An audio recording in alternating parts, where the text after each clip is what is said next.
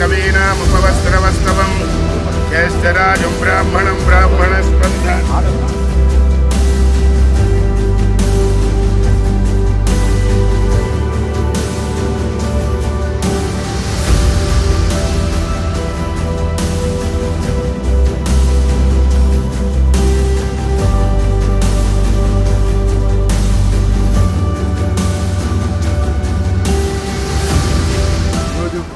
చానంబట్ల పంచాయతీ 2014 కావచ్చు 19 కావచ్చు అత్యంత మెజార్టీ ఇచ్చిన బూత్లు ఏదైనా ఉందంటే చానంబట్ల పంచాయతీ.